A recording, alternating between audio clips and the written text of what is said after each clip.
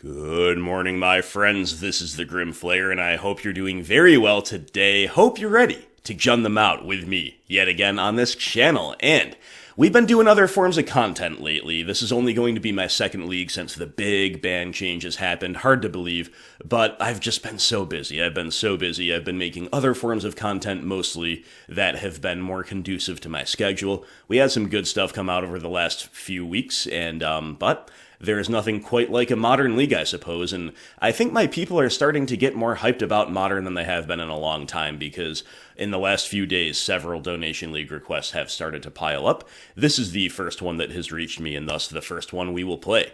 James C. is the donor here. Thank you, James. James is a long-term confidant, and he reminds me actually a lot of myself a couple years ago, and I mean that in a good way. It's not like, oh, I've evolved since then. No. I mean, when I had a little more time to dedicate to this type of stuff, not that I'm saying James has more free time than I do, I don't know, but I used to have a little more free time, and I used to only play rock, and I was therefore constantly and happily tweaking lists, making minor changes here and there, evaluating meta shifts, and it was a really good time. It allowed me to really feel like I had a degree of expertise that's kind of hard to replicate if you're playing so many different decks, especially with lower amounts of time to dedicate to figuring out the ins and outs. And from James's messages, he's always concerned about one-card tweaks.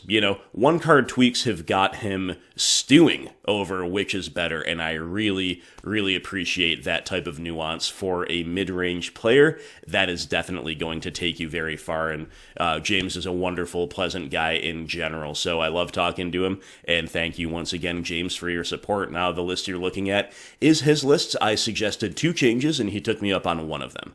So I'll just point those out to begin with. The first change was Pillage over Fulminator Mage. There is definitely a little bit of scope to playing Fulminator. Using it as a Grey Ogre is probably a little bit better, especially against Control, than it ever was in an Uro meta.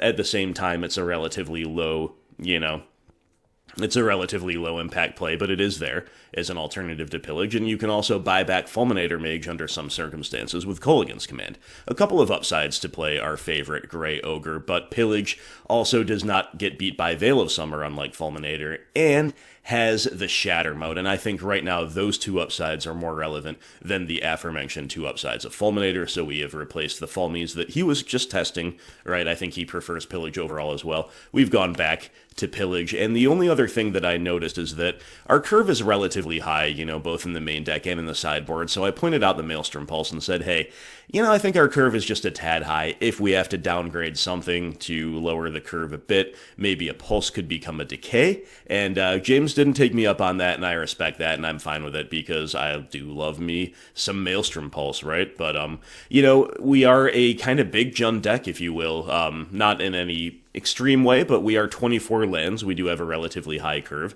and beyond the things that I just mentioned, we're not doing anything all that out of the ordinary. So just the brief rundown before we get into a league: we've got 9 fetch lands, 4 shocks, 4 basics. We are playing Masters Edition 1.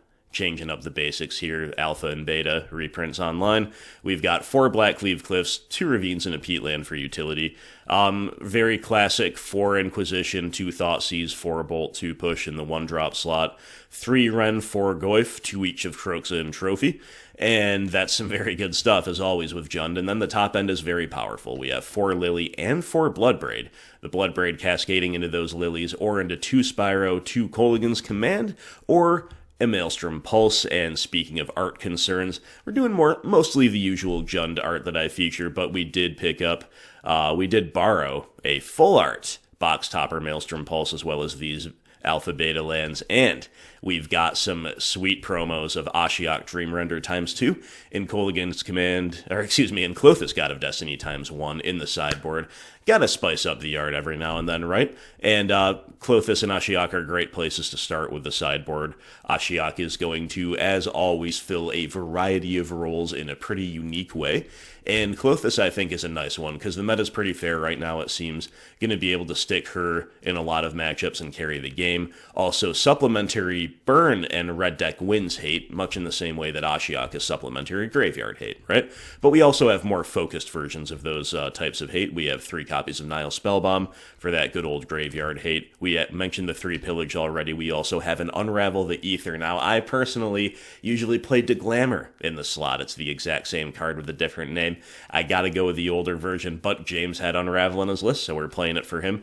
Either way, this type of shuffle effect is a good way to answer opposing Klothys or Heliod or Wormcoil Engine at parity, right? It's a 1-for-1 trade, unlike the impossible trade or the bad trade, respectively, with trying to disenchant those cards. Huntmaster of the Fells is a really nice one, really happy to see it. Fits in the slightly higher land count build just like a glove.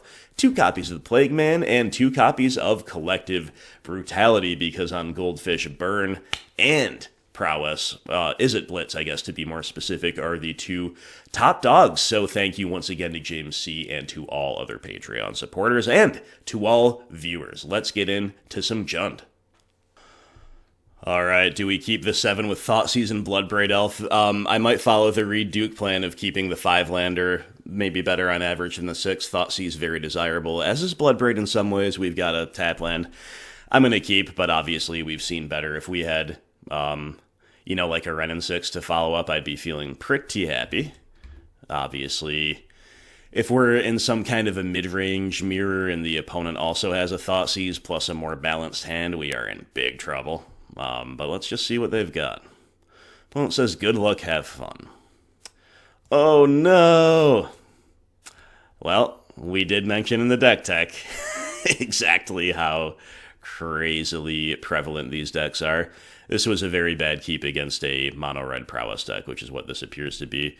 I'm just going to hope they never draw a second land, take one of those Soul Scars. If they never draw the second land, and if we draw a kill spell next turn before they can turn on Light Up the Stage, then maybe we are in business.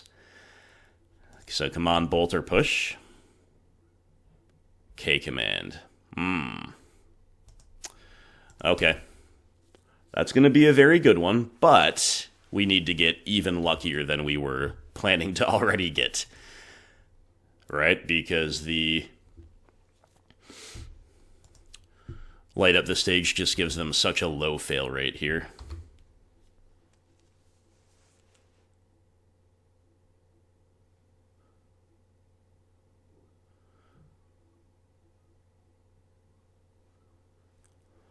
Let's see what they see. Yeah, Mountain Lava Dart, pretty perfect stuff. We'll probably fire off maybe a Lava Spike here, or maybe they could... Yeah, they're gonna... Dang. Hold up the Lava Dart so that we can't... I don't know if they're playing around K-Command specifically, but...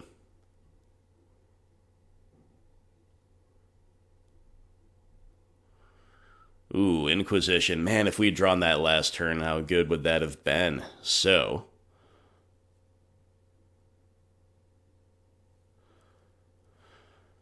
I think we're still supposed to use it.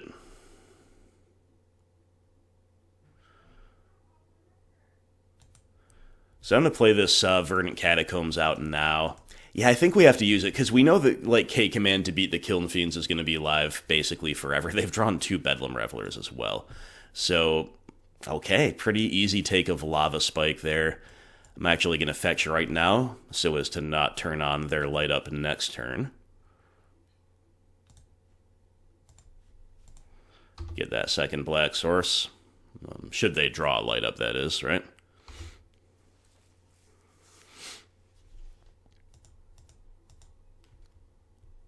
Ooh, they are at Manamorphose. That's really good. Into Swifty. All right. Into Dart. And so it begins. Still think we're probably supposed to Bloodbraid rather than K-Command. The non-targeted discard is pretty useless right now, and we're just flooding as well. So yeah, definitely time to spin the wheel. Save us, Bloodbraid Elf. You must carry the game for us. Into Spyro, yeah, we'll take that.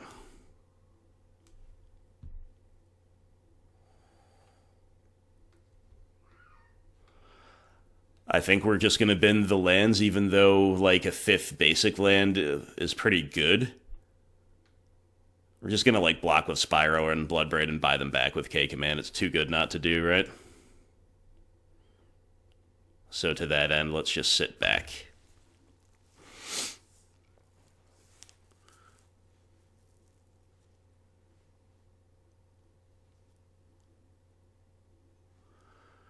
Oh, goodness. Crash through an incredibly good draw there.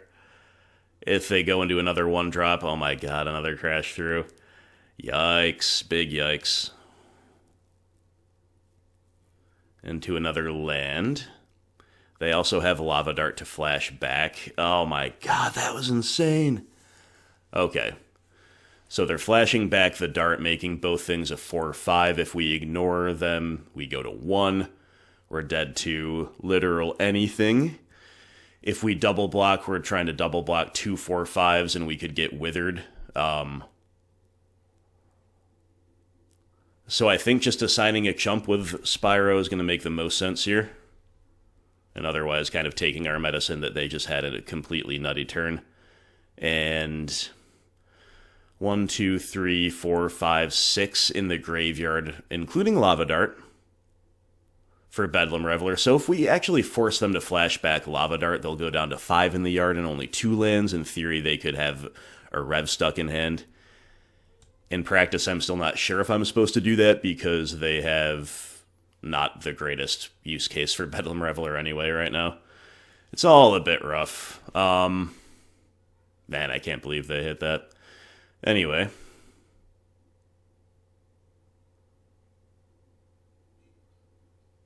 Yeah, I think we're just supposed to block here.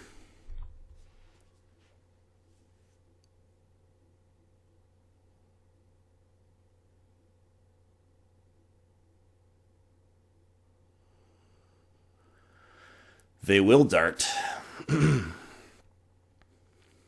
Makes sense. Puts us dead to a top deck Spiker Bolt, right?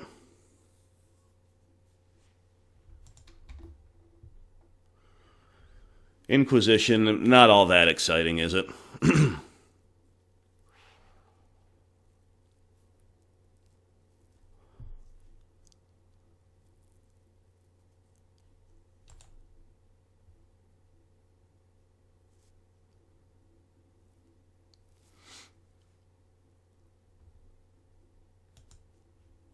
But we're going to buy back the Spyro.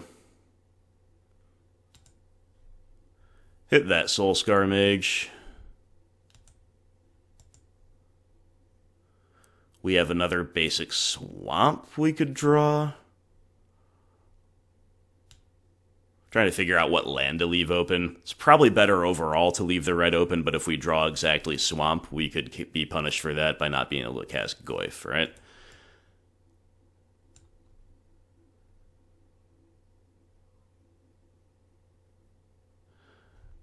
Not that it matters this turn specifically, but just thinking in general here. I actually don't think I'm supposed to use the Inquisition here. Actually, yes, I will. I was thinking maybe, like...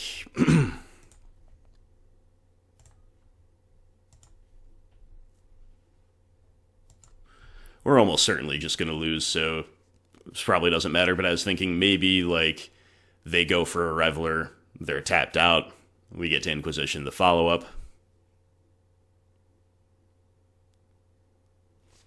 But if they don't, or if they can't, then getting rid of one of the Kiln Fiends makes sense, because they're just going to play them out, right? We got Wrenn and Six. Okay. Not so much enamored with that at the moment, so let's just play Goyf into Spyro, turn the Wrenn into a token. See what else we can see.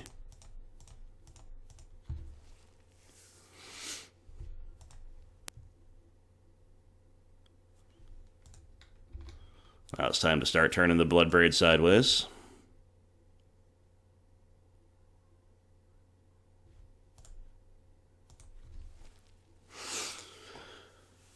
Alright, well, we've got a nice big board. And they just draw Lava Spike. GG. All right. That was always likely. That big That big turn, couple big turns really that they had off the top. Not a good keep though. That was really where we lost it against this particular archetype, but again, we kind of follow the Reed Duke thing that he said relatively recently, and in some ways I was happy to hear that, because it kind of affirms my own interest in more wide-ranging keepable hands from my perspective, and especially in game ones with BGX. But anyway, let's obviously trim some of these slower, more painful, less relevant effects here. Can pretty easily go down to 1 Thoughtseize and 2 Wrenn. Or go down by 1 Thoughtseize and 2 Wrenn, leaving 1 of each, but we're probably going to trim more aggressively than that as well from those types of effects. So we've got 6 decent cards to bring in. I'm thinking about 2 Spellbomb, although honestly even only 1 would be sufficient. So let's go entirely without Wrenn. Because we're going entirely without Wrenn, and because we're bringing in Huntmaster, I'm going to cut a Bloodbraid Elf. And from there, I think a lot of cards could be the 61st one to be cut here.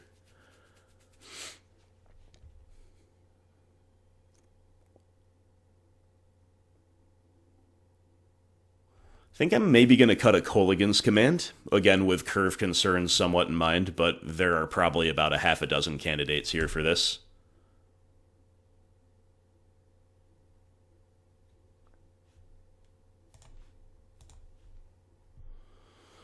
Alright, it's a 2-lander that looks really good. We're going to keep it. It's just got a ton of interaction. And a Liliana. We need the 3rd land for the latter, but otherwise we are doing many things. Many, many positive things.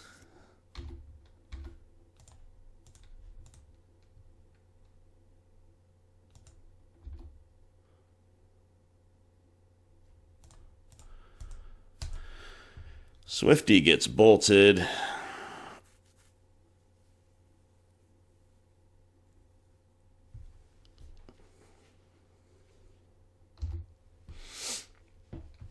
What would we really like to see here? Something that feels good in the graveyard to brutality away, right? We don't get it. We get a Kolaghan's Command. So I'm just going to play that land tapped. Our sequencing really bluffs like Fatal Push or Lightning Bolt, so that might give the opponent a little bit of pause here. The nightmare is that they have another Swifty, which they do.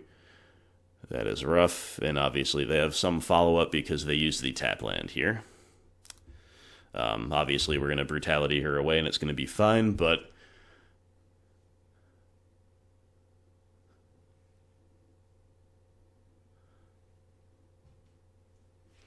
alright, can we draw a 3rd land? No, we can draw Lightning Bolt, though, which is pretty good. So I'm going to Brutality to kill the creature, check the hand. I don't feel I can afford the life gain right now, because our hand still is really powerful. So escalate with 2, -2, reveal hand. Boom, boom, boom, boom. I'll pitch K Command here, I guess, rather than Liliana. It's kind of close, though. Certainly feeling pressed into pitching a 3-drop. Oh my goodness, they have a gut shot. Gut shot. Still in, post side. Okay, light up the stage. Yup, we're in some trouble, guys. They got a really good hand against our hand, but mostly that's because we've missed the 3rd land. We're getting close to that Rev, too.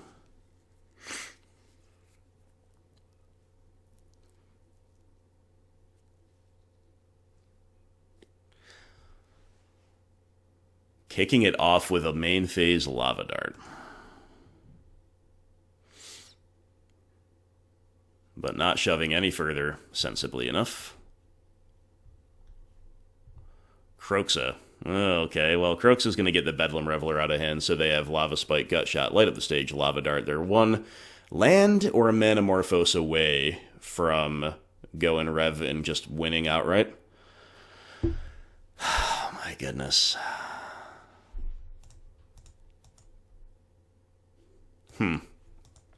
Playing with Kroxa is playing not to lose. I almost just played Kroxa.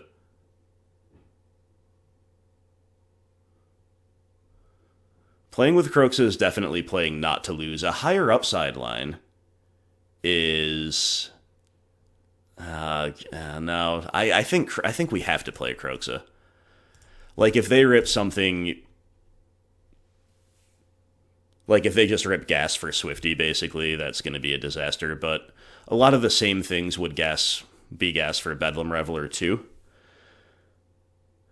There is a world in which we could have They rip Lava Spike, God. There is a world in which we could have Brutality'd Kroxa into the bin in a very value-positive way, but that's not that we don't have that luxury because, again, they had Bedlam Reveler waiting to bury us. So now we are in some trouble here. Yeah, they crack Fiery Islet too. Alright. Bloodstained Mire.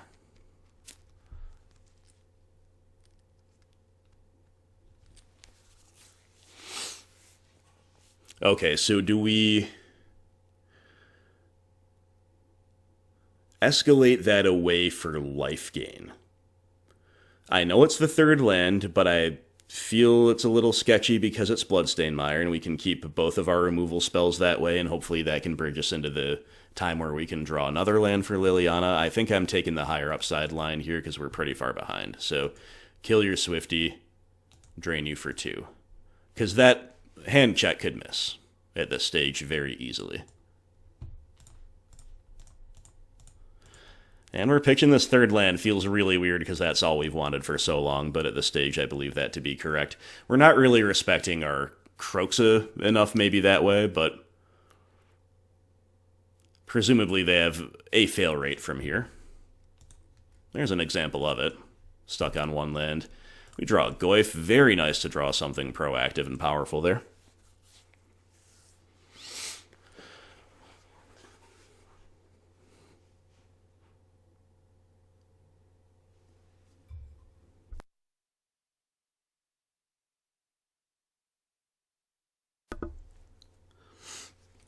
That crack of Fiery Islet, maybe, in retrospect, looking a little hasty from OP.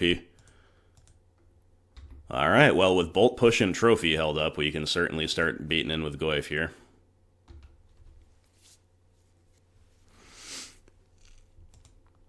Just gotta fade Lightning Bolts from them, basically, and Lava Spikes. But they have a Lightning Bolt, okay. Oh my goodness. Well. You gotta be kidding me. Alright. Basically an automatic loss in game 1. I like playing against these decks, but they never didn't have the right thing at the right time. And we got pretty punished for the painfulness of Jund, for the keep in game 1 admittedly, and also for the failure to really function here in the post-side games.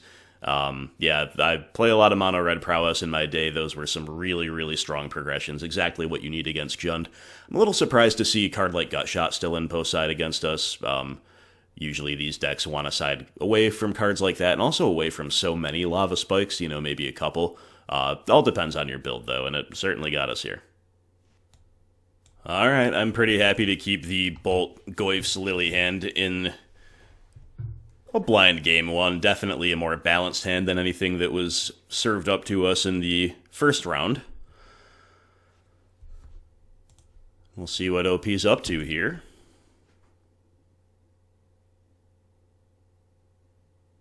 Flameblade Adept. Whoa!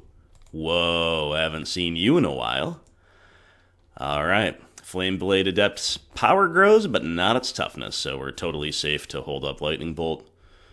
And, I guess Fatal Push as well, definitely looking good.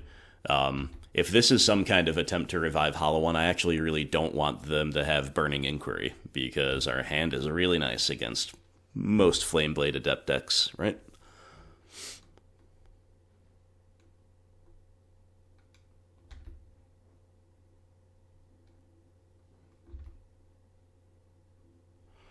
And I guess we go for Bolt over Push, but I'm not exactly sure what the OP is playing, but with Street Wraith, who knows, There could be Shadow involved. I think we should probably save Fatal Push.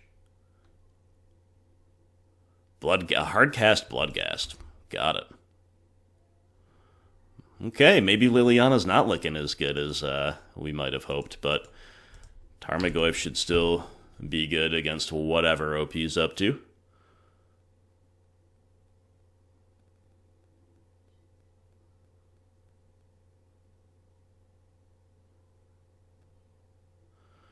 Another Adept.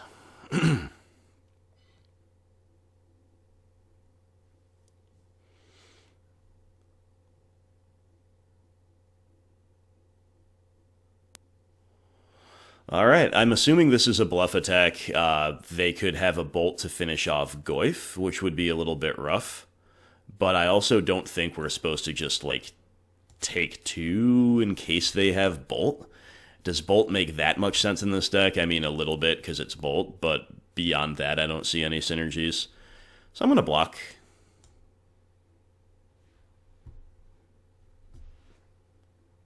Yeah, called the bluff, and they didn't even have a land. Nice. Well, seems good. Seems real good.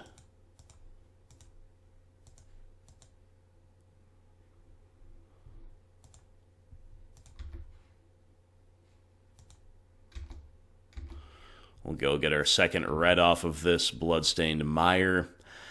What if they're a Blood Moon deck? I'm just gonna assume they're not a Blood Moon deck.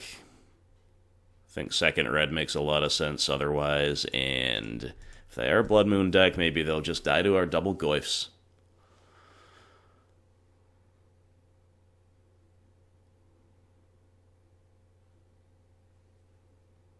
So we can Edict and push next turn if they've been sitting on, like, double Shadow. Not that I necessarily think that's what they're doing, but...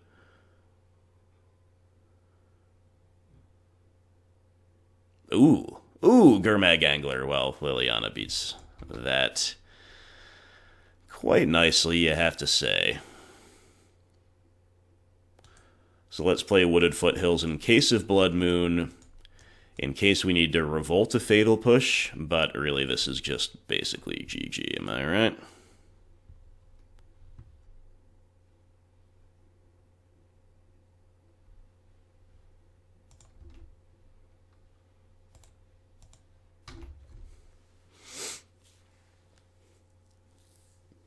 Tarmogoyf OP.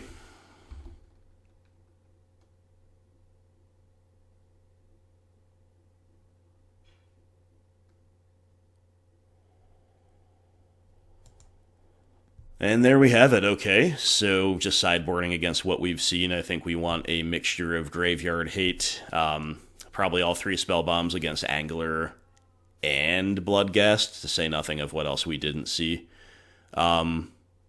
Other cards in I'll play Klothys as well for sure. Other cards in consideration are Huntmaster, 1-2 Brutality. I think the first one's better than the second. Ditto Ashiok, 1-2 Ashiok. And I guess Plague Man in consideration as well. Very good against Bloodghast. Can trade with the big stuff, but unlikely that we'll be sideboarding that heavily, even though Lily was crucial there. I think I'm going to side down to 1 or 2 on the draw against the, like, Bloodghast deck. Probably correct. Yeah, let's go very minimal Planeswalker presence here. Let's get these cards in. 1 each of Brutality, Huntmaster, Ashiok. We're looking to side out a couple more cards. Again, very difficult to say here. If they are playing Hollow One, Kolaghan's command to shatter it gets a lot better than it would otherwise be. Once again, I'm going to trim a Bloodbraid Elf, kind of replacing one with a Huntmaster. I think that's fine when we're moving away from Wrenn. And I will side out a K command. If they have Hollow One and it beats us, so be it. We still have other outs. I want to leave 1 Lily of the Veil in for similar reasons, even though against some decks featuring Bloodghast, she'd be the first cut. We could also cut a discard spell, right? But I think Knowledge is power in this particular situation. We could maybe we could turn 1 into a Brutality, though, because it kills Flameblade Adept, or a Plague Engineer to play a little more defensively. I think I'm just going to run it like this and see how we do. Well, it's a one-lander, but this one-lander I think I'm supposed to keep. It's got double discard, double spellbomb. I'm going to keep that one.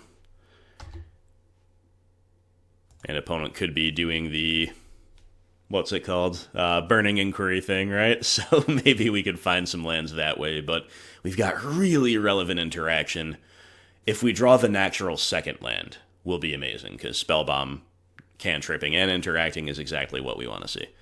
Instead, we draw another discard spell, which could just allow us enough traditional interaction to beat them down, and they are a Blood Moon deck. This is Hollow One. Okay. Good to know. We'll probably side a little bit differently if they take us to Game 3, but we got to take that Blood Moon. Would be a more reasonable take over Flamewake Phoenix, probably, even if we... Whoa, opponent just skipped their turn. Whoops. And we have Blackcleave Cliffs. Alright, we're functional. Let's go. We're functional. So let's begin on a Thoughtseize. We're going to take a Hollow One. And I guess we're just going to Thoughtseize the other Hollow One while we can. There is definitely some scope to just playing a Nihil Spellbomb. Having that on the field in case, right? But definitely some, you know, our good old OP in a bit of a rough spot here. Just like naturally drawing another land would be good, and we do. Love to see it. Tiny bit of insurance against Blood Moon, but really just the third land is nice. In general. Turn off auto yields. I actually should probably deploy both spell bombs here. Yeah, we'll do that. My instinct was to only play one, but yeah, why not both, actually? Why not both?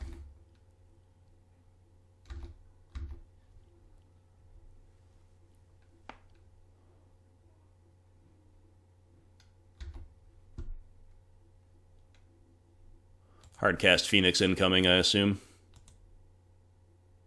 Yep. And for this reason, as well as just valuing the Spellbomb, the ability of the Spellbomb in this matchup, I'm just going to fetch a tapped green land here.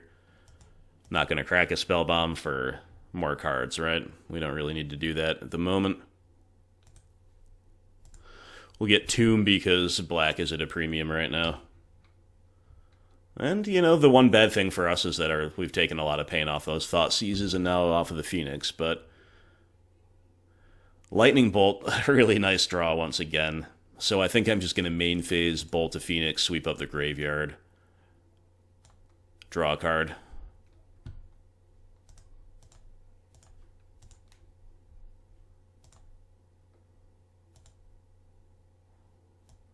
And we are rewarded just because it is a land drop.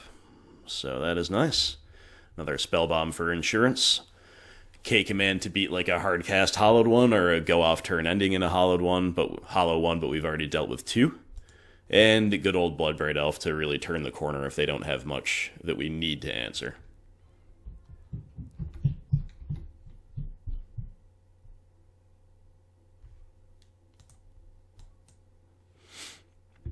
Goblin Lore.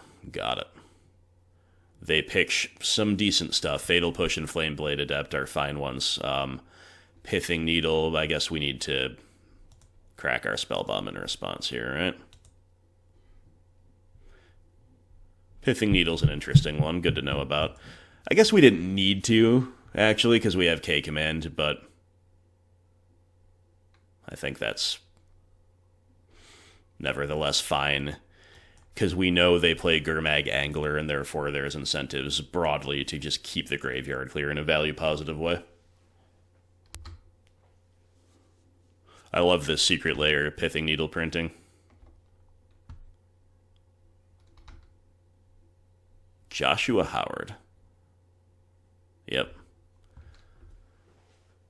Alright, OP now tanking over the blind name. Which you do... understand, you know, if this happened to be game one for some reason, it'd be different. They do name Lily. I was going to say Lily a lot more of a game one name than a game two name, but they name it anyway, and we do still have one in the deck. But we're just drawing Bloodbraid Elves, so that is cool too.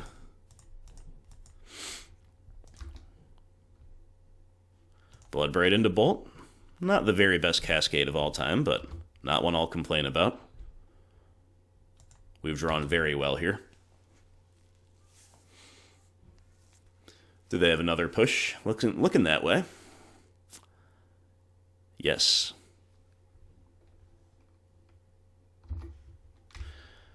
The Seb McKinnon Secret Lair Swamp. Very cool OP.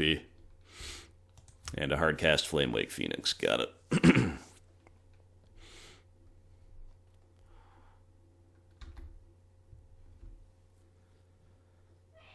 And a land for us, huh? So I think we're just Bloodbraiding again.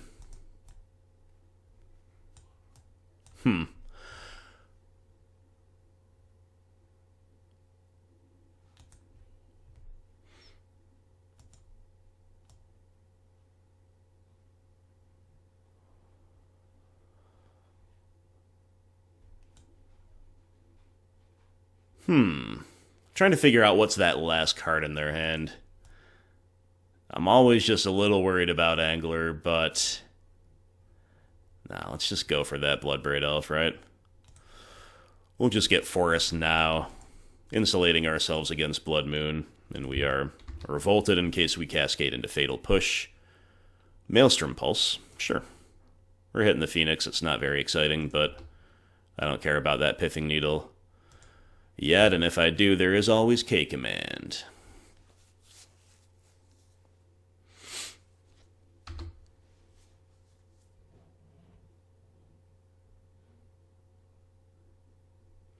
OP's having to cycle a hollow one. Feels bad for them, although under the circumstances, them tapping out for one would have been just fine with us. Ashiok Dreamrender, let's go. Wow. Is this what a Junding out feels like?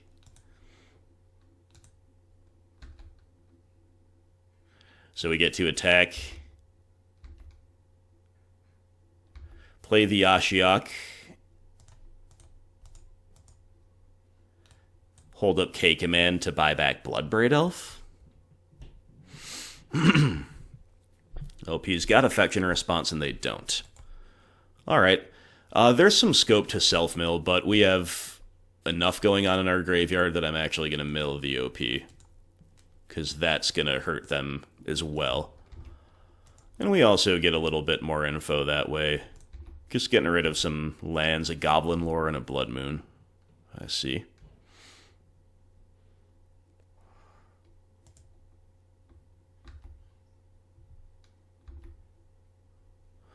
Alright, I think I'm actually just going to buy back Bloodbraid Elf and shock them. Because that leaves them dead on field if they don't have an out. Okay, so return creature 2 damage.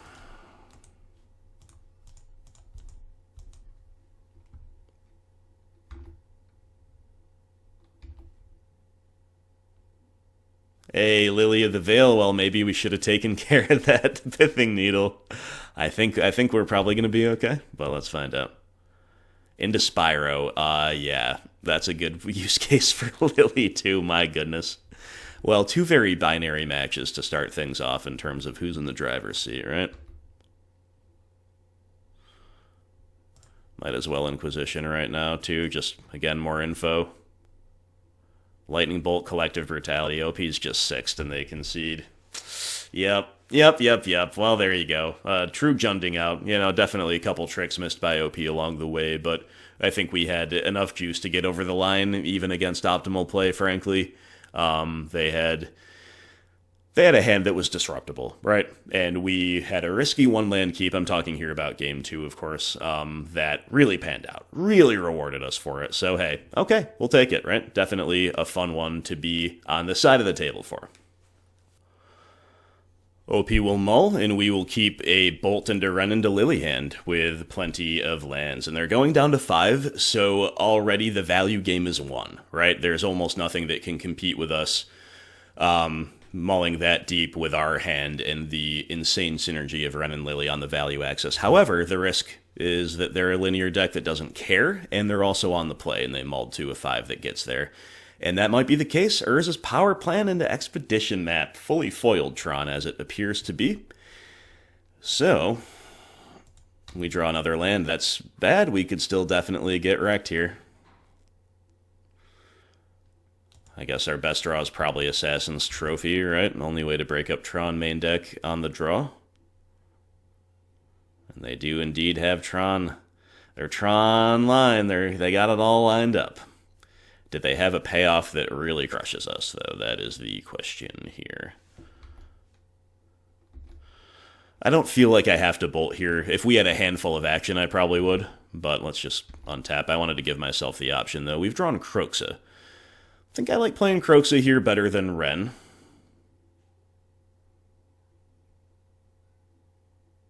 Given our plethora of everything, I definitely think we should play Kroxa. If I had known we were going to draw one, maybe I would have bolted to try to escape him earlier, right? Try to work toward a turn 4 escape. Well, it's no Assassin's Trophy, but it's a play.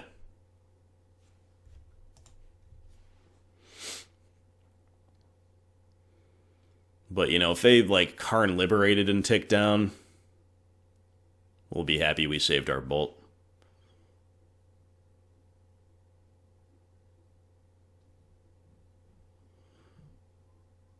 We get Sylvan Scrying out of their hand, okay. Something like that makes a lot of sense to be the pitch. They already have Tron. They probably don't expect us to break it up. Now, if we have not done so on our turn 2, and certainly they don't want to pitch a payoff. So, what can they cast? Tron players always keeping us in such suspense. It's like a guillotine hanging over your head, right? There's some tanking going on here. That's really interesting. Karn the Great Creator, yep. Okay. Strong one, but we're going to bolt him. For Grafdigger's Cage. Wow. Intriguing, but that type of, like, prison-style game is the last thing I'm afraid of, frankly, against Tron. Now, they can just top deck a real crusher anytime, right? But right now, there are many scarier things that could have happened. We draw Kolaghan's Command. Ooh, fascinating. Fascinating. If only that could kill Karn and discard their last card, I'd be down for that. At the same time, just like bolting Karn and playing Wrenn makes a good amount of sense. And just hoping they're, like, if they had a better payoff, they probably would have played it, right? So, sure. They could be like Ugin and they need another land, I understand all that, but yeah, I'm just going to use the bolt here.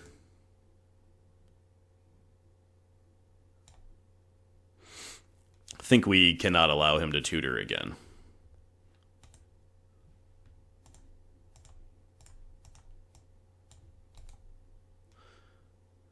Creature cards can't enter the battlefield. Players can't cast spells, so we're still working toward a Wrenn ult that is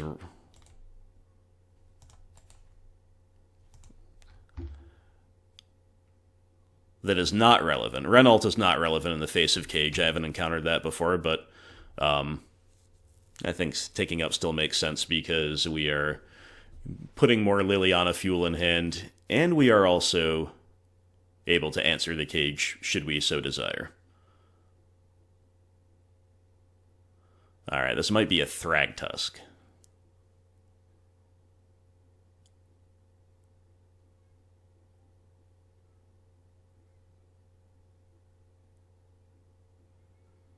No, it is a Sylvan Scrying. Interesting.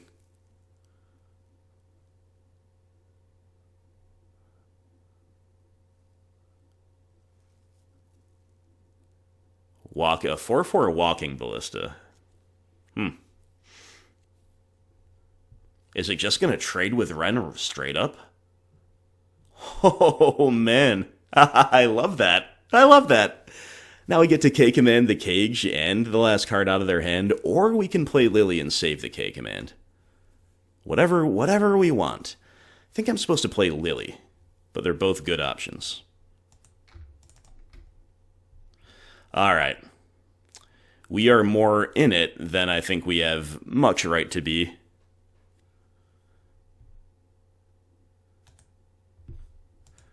Against Tron on the draw in G1. Let's pitch and deploy a fetch land, looking to escape Kroxa in the next couple turns after we deal with Cage if possible.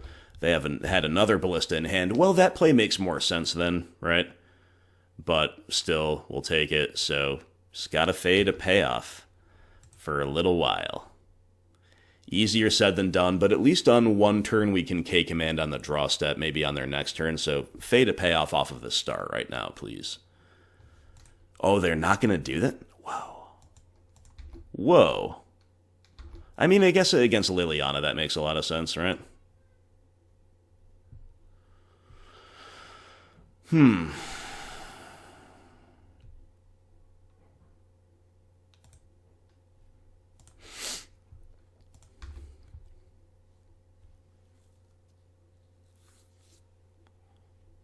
Well, we're flooding. So do we play and crack Peatland? I think I will.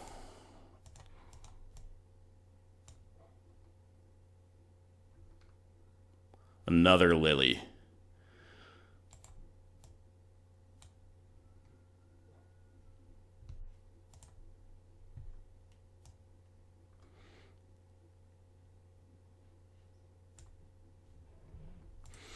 We'll save that Lily in case we need a double edict, right?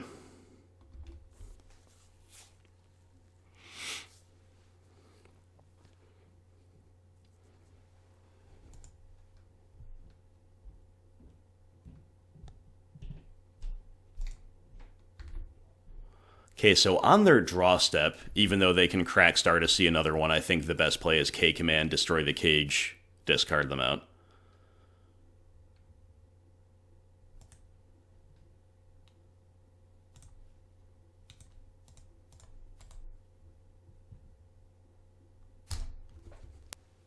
Let's hope it's good enough, my friends. Let's hope it's good enough.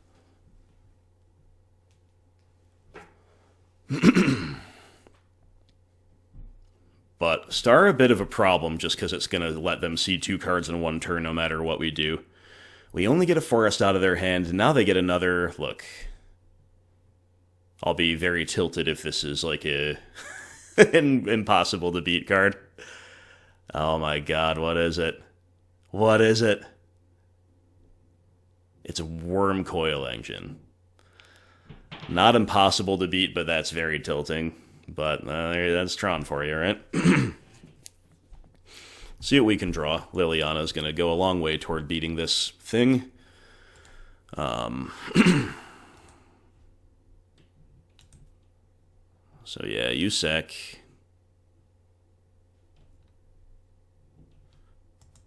I think I'd rather escape Kroxa than do much else here. We have, let's see, yeah, we have more fetchables to get for sure.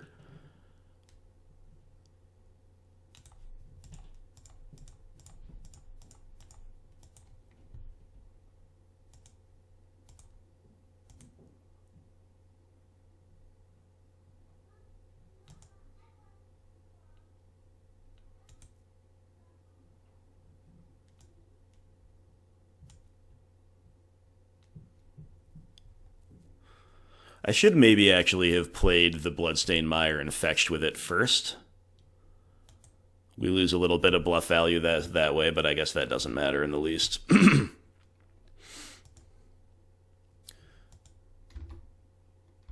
But that way we could have left Peatland in there while keeping our types as diverse as possible in case we draw Goyf, but also allowing a Peatland Wrenn loop to be established. But whatever, we have enough grinding power, right? No attacks. No attacks. They've drawn a land. Got it.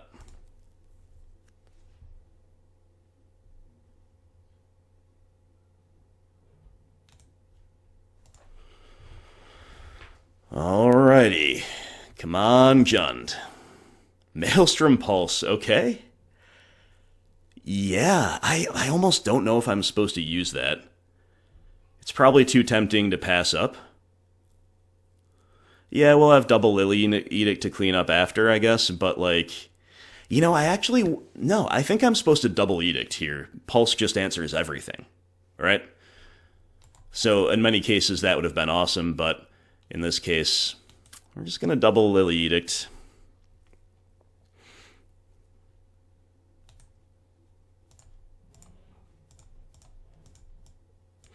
We also fill the graveyard up this way more, in case we need to escape Kroxa in subsequent turns.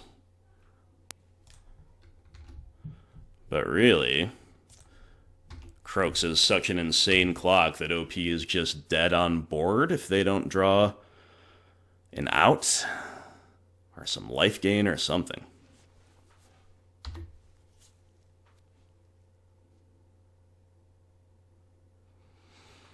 Big moment of tension here.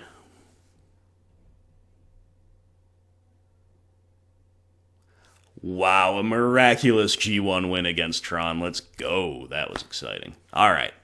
Gonna get way better for us post-side, but still a tough matchup. But having one G1, that helps us have a chance, right? So we like Pillages and Unravel the Aether a great deal. You could also consider messing around with like an Ashiok, depending on your build. It's probably about all. What don't we like? Well, Fatal Pushes can get cut. These cards must come in. Probably cutting a single Wrenn, I think about 2 is good enough. You could go down more if you wanted to. But... well, maybe we have to. Everything else looks at least respectable. Wrenn, like, guaranteeing that 3rd land drop for Pillage is something, though. If you're in that type of situation with that type of hand. So do we want to, like, I don't think I'm playing an Ashiok on the draw at all, so are we going to cut a Bolt or a Wrenn? A Bolt or a Wrenn? I'm going to cut a Wrenn.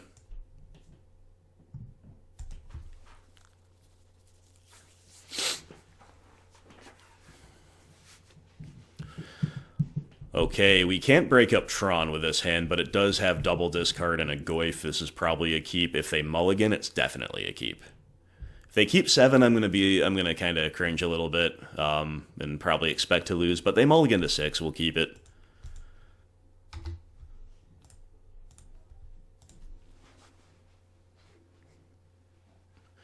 So we hope, obviously, they mull to Oblivion. Well, failing that, we hope they have like a Sylvan Scrying dependent hand so we can get that. So no map T1.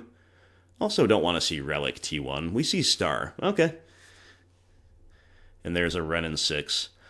Alright, so at the risk of Inquisition whiffing, which it could, I'm still thinking it's correct to lead on it here.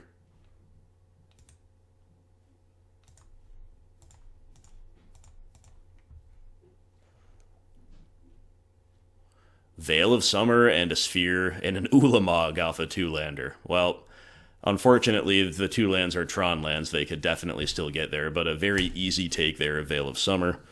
Gotta deal with that card, right? Not only because it makes our Thoughtseize bad, but just in general, it's a bad one for us to run into. We're probably supposed to play Goyf, though, next turn. Just in order to establish a clock, and because we know the one payoff that we know about in their hand, they're going to see more, of course, but... oh, we draw Pillage too? We draw Pillage too! Okay. That's amazing. I almost want to Thoughtseize a little bit more now, just to make sure our Pillage will resolve next turn. It's still probably correct to play the Goyf, though. But, like, if their missing card is a Karn... liberated, and then they top deck Natty like the Tron land, then, you know, we could get punished for it. But I don't think we should play quite so scared as that. Obviously, make sure we get double red for Pillage. Very important in this matchup.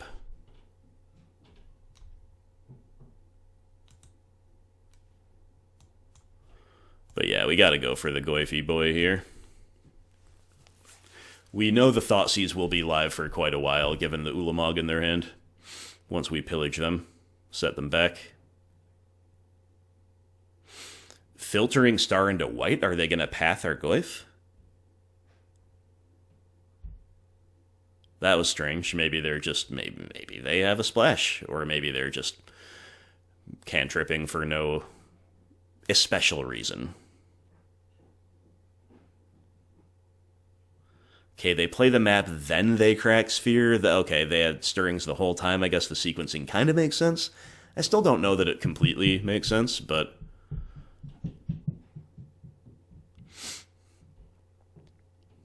They put Great Creator into hand. Given all of this, though, on this turn, I'm pretty happy that we played the Goyf, especially because they don't have a natty third land. I know they have the Expedition map, but they don't have the natty third land. So, it is time. It's Pillage time.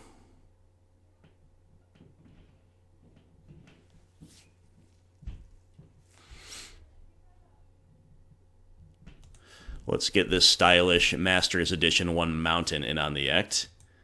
And we'll go ahead and hit the mine.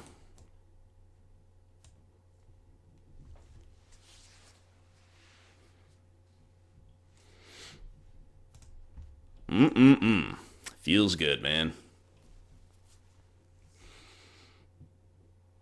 So next turn we get to Thoughtseize into Goyf as a floor. They need a second land right now to stay in the game, and they don't, so they scoop. Wow. Okay. We had a speed bump in round one, admittedly. A pretty bad one, but a couple very comprehensive wins here in the next ones, so we'll take it. Definitely feeling good. Deck's feeling strong, James. We're having a lot of fun. See you for round 4. Alright, this is among the most painful hands I've ever seen. Right, Fetch Land, Peatland, Tap Land, which forces you to use the other stuff more, and a Thoughtseize, but we're keeping... This hand is going to be so nutty against a lot of stuff. If we're against another mono-red Prowess deck, we could have kind of signed our own death warrant, but we are definitely not supposed to mulligan this one. And we are also not supposed to grab a basic here, because we gotta cast Wrenn on T2 against most non-aggro decks, right? So, here we go. Big matchup lottery moment here, but it's an extremely powerful Jund hand. Effect Shock, Thoughtseize you, please don't show me any lightning bolts. Ah, I knew it! I knew it! I knew it. Guys, this is so rough. Alright, this is gonna be another auto loss with our hand. And with the fact that we shocked there, I think we just lose. Nothing in our hand lines up against Burn. This is insane. Take your Eidolon, because we don't even have a kill spell. Unreal. Do we have to, like, masquerade as Shadow to get them to sequence differently or something? Like, oh, and they rip Swifty. This is just one of those where Jund looks really strong, but also shows why a rock... that one of those leagues. It also shows why Rock has a home, because it would be a very different story against Rock, right? Anyway, well, we lose. They drew Swifty, we definitely lose, but play it out. I guess, cannot even get basic Mountain here, which is really rough for Kroxa. I'm not playing Wrenn anymore at all, so... Guess we just get swamped and get a card out of their hand, right? But, man, big matchup lottery. Losses here to the red decks with our openers. There are plenty of Jund openers that can stomp these decks. We're getting the wrong half of good functional keeps.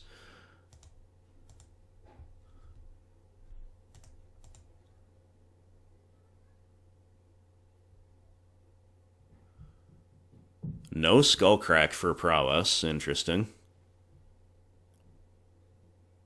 They must have, Maybe they have another 1-mana effect to hold up. I'm not entirely certain.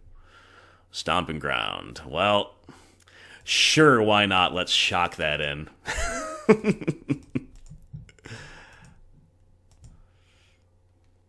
going to pitch the Wrenn and the Peatland, try to eventually win with Raging Ravine. in the greatest miracle of all time. But once again, we do just kind of lose here. Mentally, I'm already in G2. Well, at least this is a very quick Jund League. But running in red decks do police mono red, or virtually mono red decks do police Jund in a major way. I'm just chumping with Elemental here. We know they've got all kinds of combat tricks ready to roll. Sometimes you'll rather chump with Spyro to flash back the tokens. I don't think this is one of those times. Lightning Bolt. Alright. Just kind of waiting to get killed here. Can't Thoughtseize. Okay, so in response to the Bloodstained Mire, we're in a Lightning Bolt here. It's not mana efficient, but it means they cannot Searing Blaze. In response, they can only Skullcrack.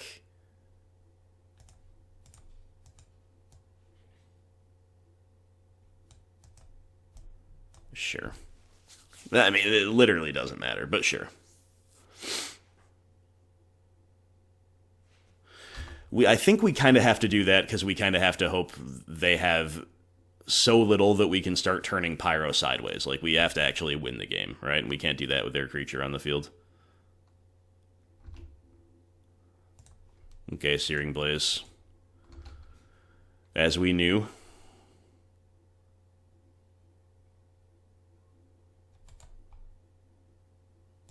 And they just have Boros Charm. Yeah, we had a... I think we almost literally... I think we had a under 1% chance to win from the time they drew Swifty. I don't want to say... That's probably exaggerating to say it from the time that we saw they were burn after discussing how this hand is nutty against almost anything except burn. From there, it was probably like a 10% to win. But when they didn't miss a beat, drew the haste threat off the top, that was enough.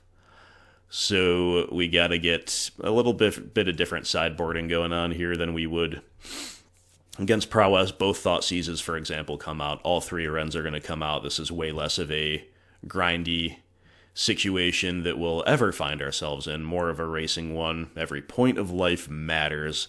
Everything else in our deck is looking fine, and therefore we'll make up the ranks with a single Plague Engineer. You could also play a single Wrenn. I think that'd be okay. I think a Plague Man's probably a little bit better, but kind of close. Alright, we got to win this on the play one, which is very doable. Decent hand. We'll keep it.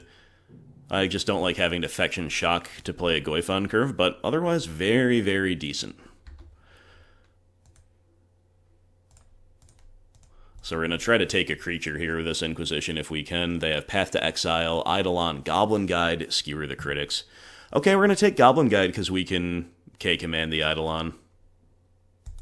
Goblin Guide also turns on Skewer earlier. We can also perhaps Inquisition the Eidolon away, depends on what they're up to. But we can also Inquisition their Path to Exile away, maybe.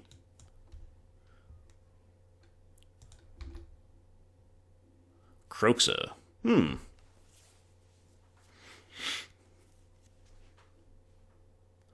If we play Kroxa now, they're just going to pitch a land. Still might not be a bad idea, though.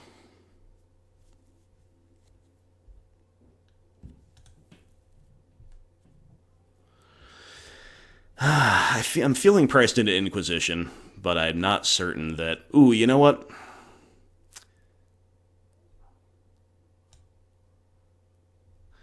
Yeah, I think I'm just taking the Eidolon, accepting the deal 3. I should have... I mean, I'm like bluffing this way, but I should definitely have played the Bloodstained Mire, though, just to get a painless green land. That was bad. On the other hand, we're not... Okay, they play Mountain. Did we know about that? Sorry, I'm catching up on the hand. Yeah, we did. Okay, fair enough. On the other hand, we're not, like, jamming Goyf out into the path anyway. Most likely. Another Inquisition. It's pretty nice.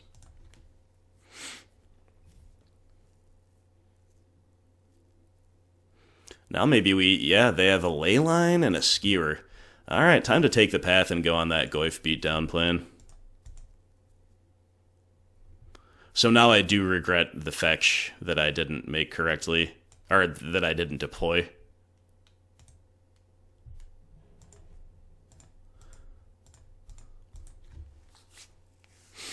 But if we had fetched away that Inquisition, where would we be? So, big brain plays, right? Gotta have the right cards on the top of your deck. Ooh, OP Cracking Vantage, or Cracking Canyon, which works at cross purposes with their hand, but you understand why. They play Goblin Guide, so in a way they're rewarded, but we've just got K-Command to take care of that.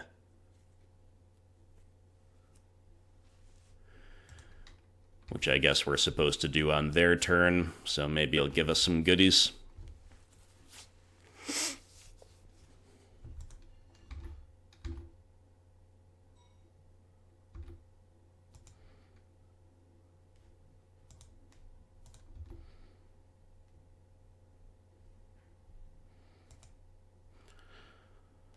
Okay, I don't think the shock matters, so we'll just have them discard.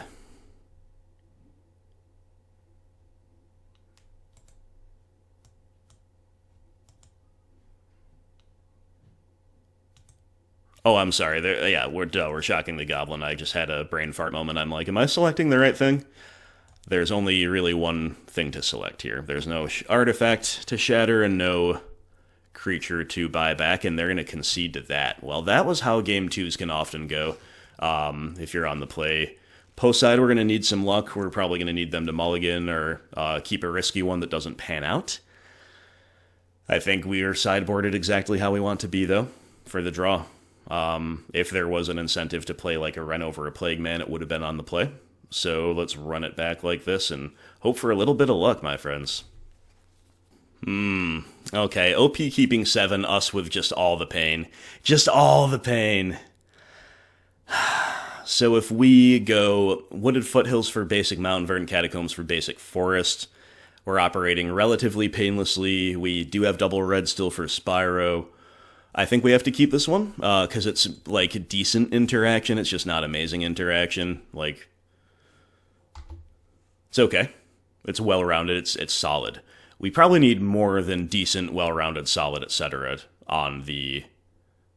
Ooh. On the draw against Burn, but they do nothing T1, which is lovely. And we draw Liliana. So now I think we are supposed to play... Wooded Foothills in case they rip a haste threat that they didn't have this turn and we want to go Mountain Bolts. On the other hand, that could turn on Skewer the Critics, speed up their hand a little bit. So we do kind of want to fetch main phase in some ways. So we could just take the chance to get the Blood Crypt down tapped. But we're mega punished if they rip Goblin Guide or Swifty that way. I don't know. What's better overall? I think I'm going to play the Foothills.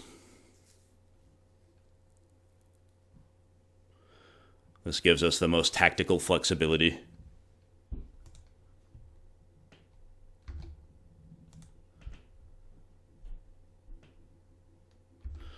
They could be on like a turn 2 Rest in Peace hand. Should be kind of rough. We can answer it with Trophy, but that's not really what we want to be doing. They play Eidolon, sure.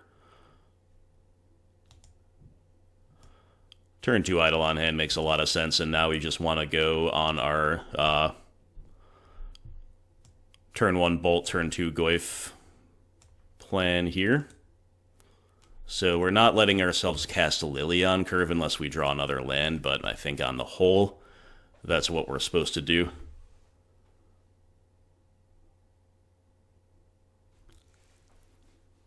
Collective Brutality, a nice draw.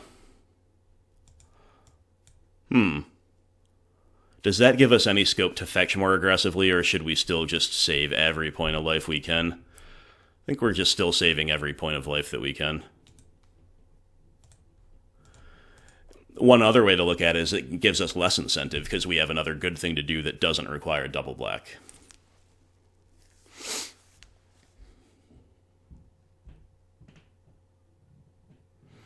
Goblin Guide into Path. Alright, they're giving us our double black anyway, but that's some good stuff from opponent.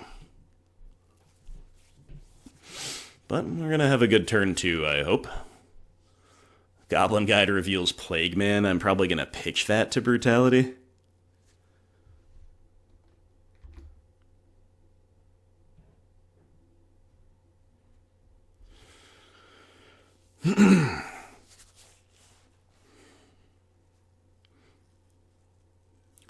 I think we're supposed to go for an escalate the full 3 play and then deploy Blood Crypt tapped. I think Seasoned Pyromancer sets us up for that incentive to empty the whole hand. Okay, check your hand, kill your guide, drain you for 2, leave red open to Bluff Bolt, pitch Plague Engineer, Lily of the Veil. Yeah, we need that Blood Crypt for a Spyro next turn, so, yep.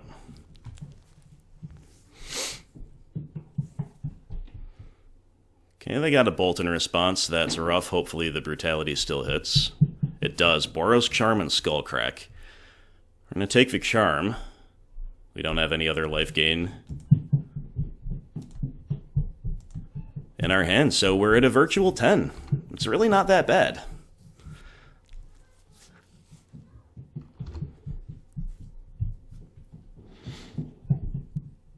And they draw a brick. Okay. We draw Huntmaster of the Fells. Let's go. They're going to get to Skullcrack it, which sucks. But that is still pretty cool. Taking Boros Charm was correct there, though. We didn't know this guy was coming off the top. Still definitely a sweet one. Need to remind myself how this card works. They're just going to concede to it because he's too OP. Wow. All right, so we requested luck in Game 3. I think we got luck as far as our own progression is concerned. The opponent had a really solid progression too, but we do get there, my friends. These are some of the quickest Jund games I've played. Hopefully round 5 doesn't take an hour. Make me look, you maybe have to eat my words right. But, you know, we're Junding. We're Junding. It's not a 5-0, but so far it is a 3-1, and we definitely have had some tough matchups along the way. No question about that. So onward and upward. Let's have some good Jund progressions, please, as well in round 5. All right, on the play with a one-lander. It's such a tantalizing one-lander, but we have to send it back. We have to go to 6, unfortunate. This is a very underwhelmingly slow hand, but I'm not going to go to 5 in a blind. I will keep it. We're definitely running the risk of losing to some of the more rapid or linear decks of the format with this keep, but you guys know my philosophy on BGX keeps in blind game 1s. So if we are against a slower deck, being on the play will really behoove us, and we can, you know, K-Command, Lily, and Bloodbraid them out of the game, hopefully. Okay, Inquisition. So we hate to get discarded with a hand like this, having mulliganed, but looks like we're against Dead Guy, right? Or Resolve Stoneblade, something in that family. So I'd love to draw a Wrenn and Six right now. That'd be amazing. Well, we draw an Inquisition of our own. That's fine. No real reason not to get Blood Crypt right now, I guess. I think we want to leave our basics in.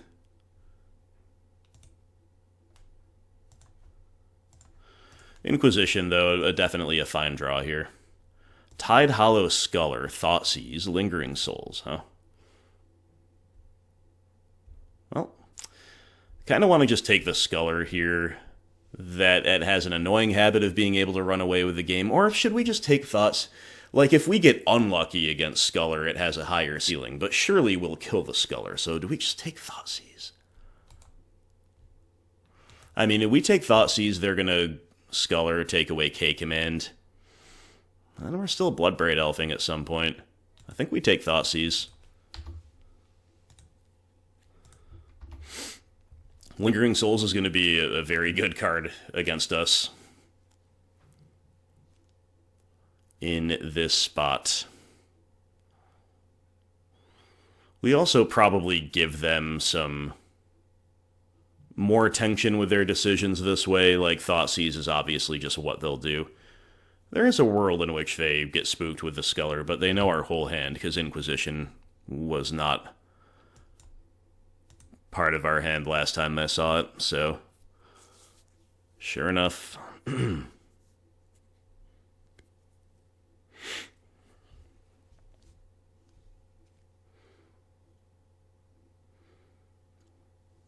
It's hard to say what like our best draws are, because some of our otherwise best draws don't line up that well against Lingering Souls. So, lots going on here, much to consider. I'll honestly take the 4th land. I think that's fine, but we're not going to show it yet. So just gotta fade exactly Thoughtseize one time. Looks like they're just going to cast a Souls, probably. But a Lily of theirs would be very, very disastrous for us. But nope, it's good old Lingering Souls. So we can, in theory, beat this card. It's not as lights out as a lot of things, but very nice. Very nice value against us. We draw a Wrenn, which is pretty good, not gonna lie, but we're gonna go Bloodbraid right now. But Wrenn definitely gonna help keep the souls down. Let's go for a big wheel spin here into Lightning Bolt. Sure, we'll take care of that Sculler. Got K-Command back, and now I'm going to race, because we are Jund. I think on average we're winning races, even though they have lots of other things to do, and we can now, if they decide to trade, consider buying Bloodbraid back with K-Command. So overall, I think racing is kind of... it's not a strict win-win, right? Because there are ways in which they can get rewarded for this, but on average I think it's the best play. Best percentage play. Eldrazi Temple. Whoa. And no flashback of souls? What's going on? I honestly don't know what to make of that at all. But we have a Kroxa, which is pretty nice.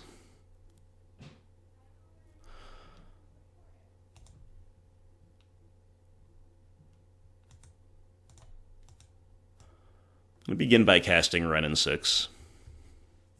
Getting this down ahead of the souls, getting to tick up ahead of the flashback souls is really nice. And now I'm just really not sure whether to play Kroxa or Kolaghan's Command. I think it should probably be Kroxa here. It's going to let us potentially escape him next turn. If they didn't flashback souls, they've got some other good stuff in hand.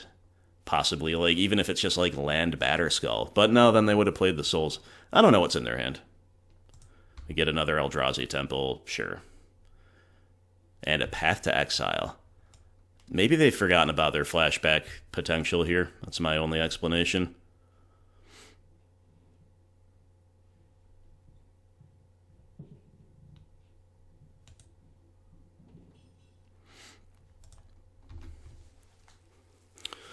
Still a pretty nice trade for us overall. But maybe it would have been better to K-Command buy back Bloodbraid Elf had we known exactly what they were up to. And oof, they rip a Sculler, max punished. I don't believe our play was incorrect at all, but we got real punished. They next leveled us by forgetting about the lingering souls.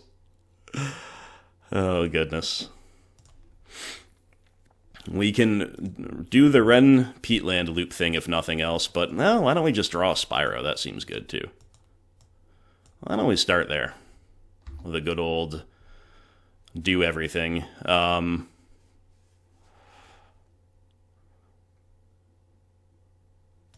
Alright, so we draw Goyf Forest, which is okay. So we're gonna crack Peatland, just pick it back up and play out a Tarmogoyf as the floor, which turns out to be what we're up to, right? With a brick off the top, but that's okay.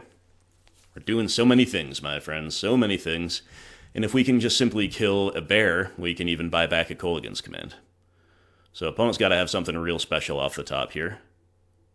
Maybe this is Thoughtseer? It is. a good time for that to brick, for a body not to be sneezed at, but definitely think we can survive that, especially if we draw Bloodbraid Elf off the top. Okay, I accept. Let's go, let's go. What a nice draw. And a Lily of the Veil. I will cast a Lily. Thank you very much. Surprised that is not the concession.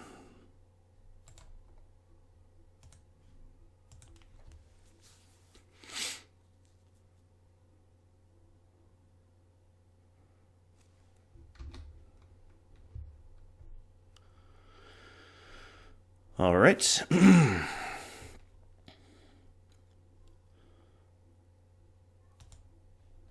So we attack with everything, and we can K-command the Thoughtseize.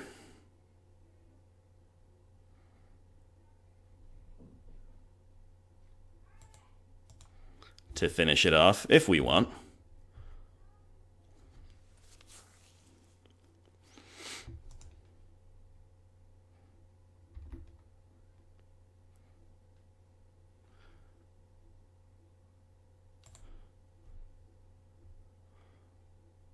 Let's buy back a Bloodbraid Elf. Finish off the alien.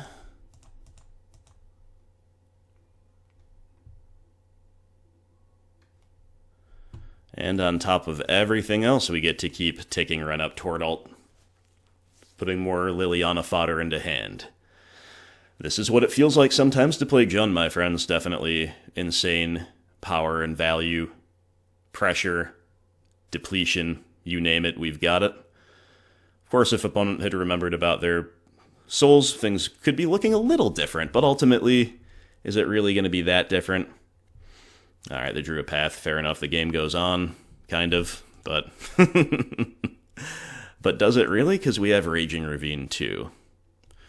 Can we get a kill with Ravine and Bloodbraid Elf? 1, 2, 3, 4. We don't have quite enough to activate Ravine.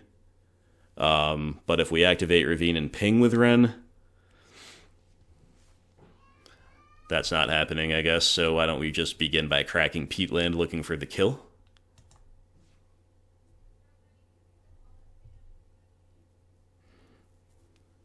We have drawn a lot of lands, but I am not complaining.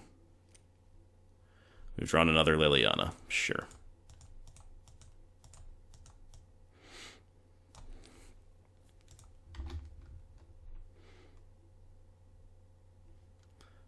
Bloodbraid into K-command. Yep. Okay. Buy back another Bloodbraid. Shock you, I guess. Seems real good, and we might have the win now with the ping, but...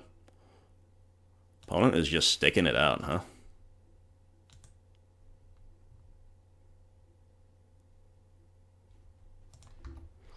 We sure do, so we have manufactured lethal this turn, while also accruing inhuman amounts of value. Just Jund things, so... that felt really good.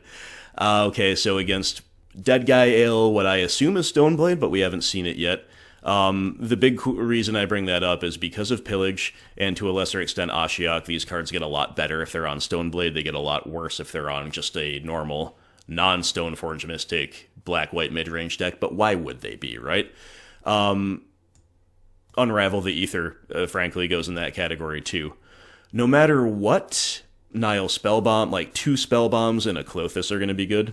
Basically, no matter what their configuration is. Huntmaster is going to be fine, but if we're siding this heavily into the anti-artifact effects, we might not have room for a high curve dude like that, so siding out is going to be tricky here too, because... we just have a really good configuration to begin with. So why don't we err on the side of being conservative and just like trusting in our deck to get there. I'm going to side out 3 discard spells. I think our card quality is higher. Let's lean into that more. I could even strangely see like cutting a bolt here, but I don't think I'm supposed to. Well, I like those 3 changes well enough, but then what? But then what do we do? And Am I crazy to just submit like this? You know, we're going to cut a Lily, actually. Against Lingering Souls on the draw, cutting a Lily's very fine. If we're only bringing in one card and we wanted to just play a full mid-range game, it would be Huntmaster. I think I might actually do that. Do we want to find another room for another Nihil Spellbomb, or do we just want to say submit? I think I might run it like this, with the idea in mind that if we know for sure they're on Stoneforge Mystic, we bring in the Pillages, especially because they're better on the play anyway. So, alright, we'll go like this. OP's Mullen, we've got a depletion-oriented keep, my friends. We got Bolt, Push, Kroxa, K-Command, 3 lands to cast them. You don't need probably too much more than this, and OP, once again, opening on discard, which is really good for them, but are we that worried? Probably not. Obviously, nut draws can still, do everything they need to do, and then we'd be dependent on top decks, but against anything within the bounds of normalcy, our hand is going to line up. And yeah, they take the K command, they take the top end. That makes a lot of sense. We draw Trophy, so the hits just keep on coming. I'm going to play a Cliffs even though they know about it. You know, they still might run something out and do it. We don't want to tempo ourselves out. We have enough action in hand. We don't want to tempo ourselves out, right? But they will not deploy anything. We've got a Raging Ravine, which is okay, but let's go for good old Kroxa.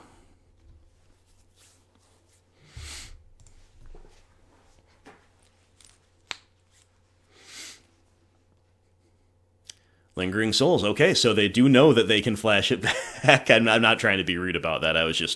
I spent a lot of time talking about that because in Game 1 it was really relevant that they didn't, as far as not only how the game played out, but also how our sequencing went, because we were trying to read them for other things. Thoughtnauts here on turn 3 on the play is pretty brutal stuff. I guess they take Trophy here.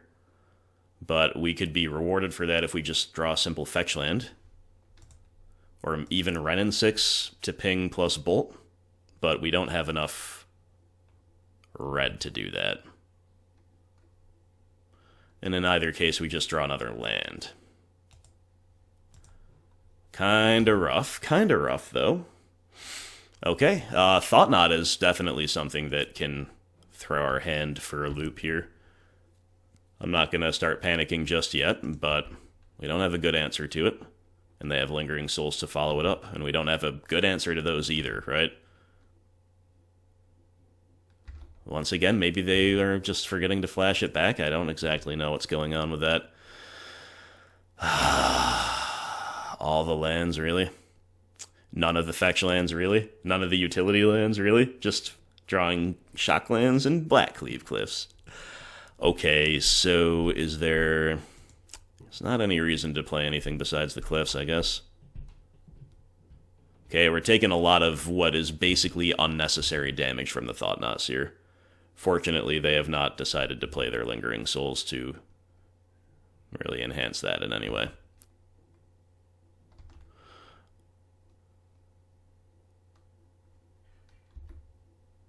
We draw Mountain? Are you kidding me? Okay, well, at least we can play this painlessly, try to activate the Ravine, and then trade with Thoughtnaut, or even if they remove Ravine, we could Fatal Push, but Ravine doesn't make black, so maybe not.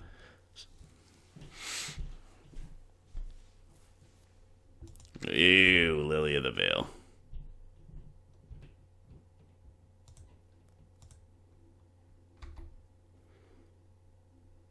They don't activate, which makes me read them for Path to Exile, but we still got to make them have it. Oh, no! We don't even have green. My mistake. I don't know if I had a way to... Alright, turn off auto yields. We're just going to Bolt Lily before she can do anything here. So that's something, but we actually don't even have green to activate Ravine, which is just silly. I don't know if I could have played another green land at some point without taking any pain, but clearly I should have at least shocked it in if that was the play. So my bad.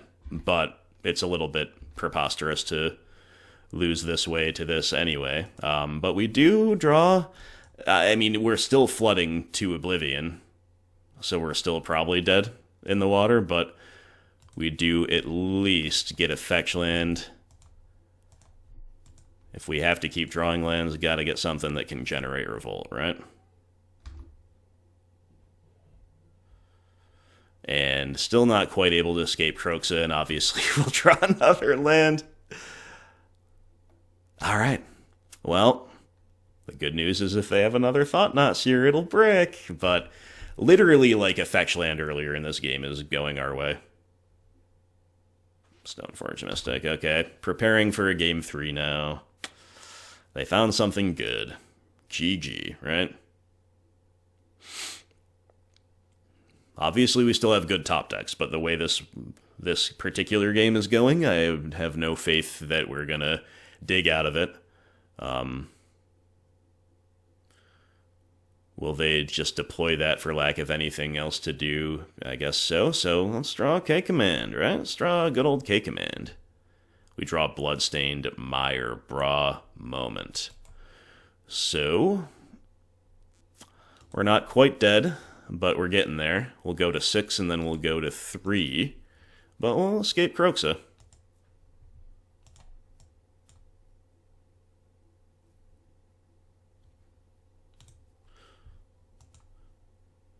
And try to manufacture a kill on the crackback with like Kroxa plus Ravine plus who knows what.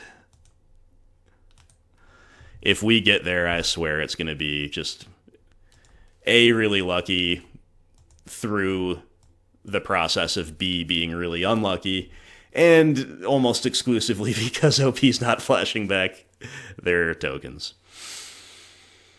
Strange game sometimes is Magic the Gathering, and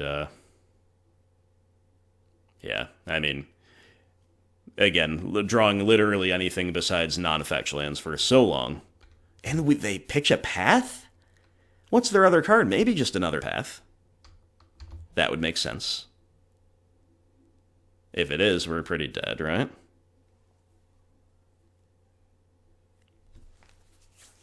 But yeah, had we drawn a Peatland, they're fatal pushing Kroxa. I don't know if that's technically worse than pathing because our graveyard's empty, but either way, it's just, yeah, whatever. Academic. But yeah, had we drawn any spells, or fetch land, or utility land, instead of drawing literal shock lands and Blackcleave Cliffs for however many turns, you know, we'd be in it. Oh my god. Somebody watching at home like to do the math? Because I think we've drawn maybe like 7 of our last 8 draws have been lands, something egregious like that, and we cannot block with Raging Ravine, we cannot escape Kroxa, we are dead on board. There's some very swinging games in this one, you have to say. Thankfully, we've already cashed the league, so even if we get that unlucky in game 3, well, we'll still cash the league, but that'll be a very sour note to end on. Anyway, Pillage has got to come in here. I didn't give Plague Engineer enough thought, but they're like not using their Lingering Souls that well, so maybe we still don't need them. Fascinating decisions here for sure. Because so many things get better on the play, including like Lily, Plague Man, Ashiok, they're all better on the play, and Pillages are better on the play, and the Pillages have to come in now that we've seen exactly what they're on. So, would it be weird to cut Tarmogoyfs and go on a full control plan? We have the tech to do it. We have the technology. We have the technology to do this. And it'd actually be pretty good.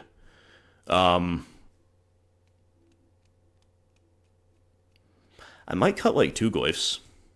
Again, they're better on the play too, but like, I hope you guys understand why that's a consideration. Fine card in the matchup and all.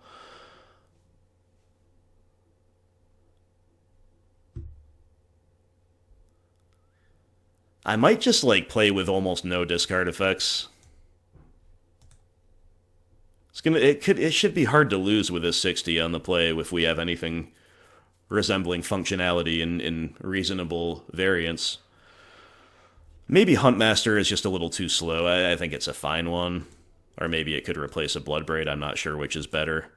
If we wanted to get an Ashiok in there or a Plague Man in there, I think we should play a single Plague Man. It's a responsible thing to do. Alright, guys. Let's get there this time. Really should. Really should. I also thought about cutting, like, away just a tad, like one push or bolt, but trimming the Thoughtseize, we can't lower the... We can't, raise the curve, rather, too much. And with only 2 discard spells left in the deck, opening on 1 is really rewarding. This hand is kind of medium, just in that it has no real direct 2-for-1s and only 3 spells to 4 lands, but overall, I'm definitely going to keep it. And we're going to shotgun Blood Crypt in case we draw Wrenn, so we can cast. And they have Prismatic Vista, Eldrazi Temple. They have Rip, rewarding us for moving away from Goyf, Stoneforge Mystic, Tide Hollow, Sculler, and Thoughtseize. Scary hand, actually. I'm going to take the Thoughtseize away, though. They can't cast Sculler on curve, but that is something we'd almost prefer them to do. You gotta take the Thoughtseize, though. And then if we can just fire off the Spellbomb to draw before they play a Rip, or we can be holding up Bolt to bolt the Stoneforge Mystic. These will be okay outcomes. We've got Spyro, too. I like that a lot.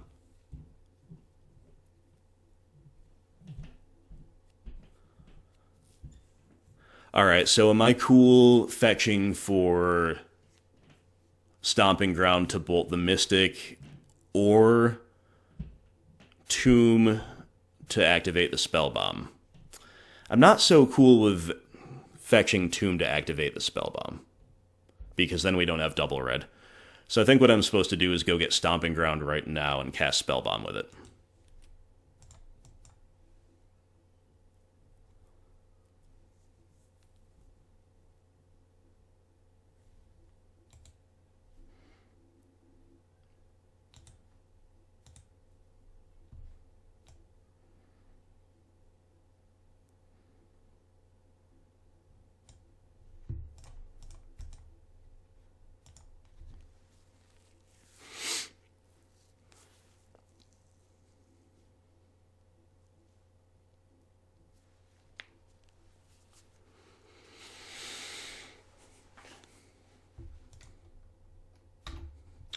Alright, well, I mean, once again, our 60 feels really good, especially now that we've sided a couple Goyfs out in the face of a potential Rest in Peace on curve. We know a Thoughtseize is coming on T3 unless they miss a third land, which would be nice. They go for SFM.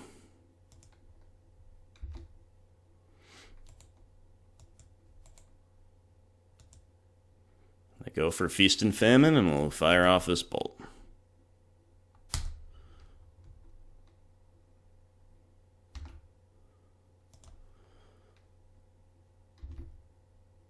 Mountain. Rough stuff, but, yeah, the risk of taking too much pain. I think I'm supposed to play the Peatland here, and at least we got Spyro to fix our flood. But now we're just going to draw something that they can Thought Knot, right? But at least we have 2 good cards in hand. They're going to take the Pulse to protect Thought Knot, you imagine. And then we'll get to establish some... We'll get to get some value with Wrenn, threaten to establish loops.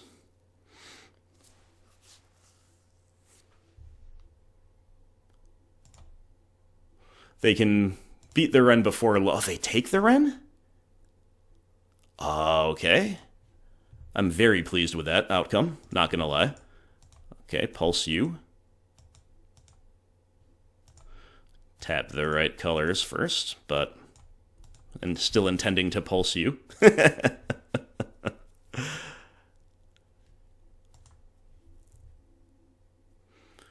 And a Bloodstained Mire.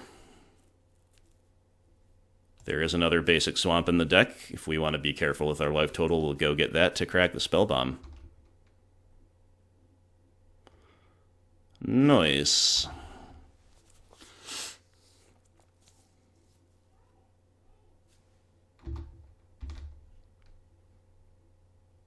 Concealed Courtyard coming down after the fact. After they've already made a bunch of land drops. Vault of the Archangel's very good against BGX, but they're paying a bit of a price for it. And they play Lingering Souls out into the Spellbomb. So we still know that they have 3 powerful cards in hand. We're still actually in a lot of trouble, but things, you know, partially to do maybe with OP sequencing, and also with variance, we're still, like, in it. They had a much stronger hand than we did, though, frankly. We draw Plague Man. It's going to take care of those spirits pretty nicely, and we draw Wrenn and Six, too. So what are we supposed to do? Because we can crack Peatland, still ping a spirit. If only the Ravine didn't ETB tapped, that'd be pretty cool. Getting Ravine and Plague Engineer down, though, is still pretty good. I'm going to do that.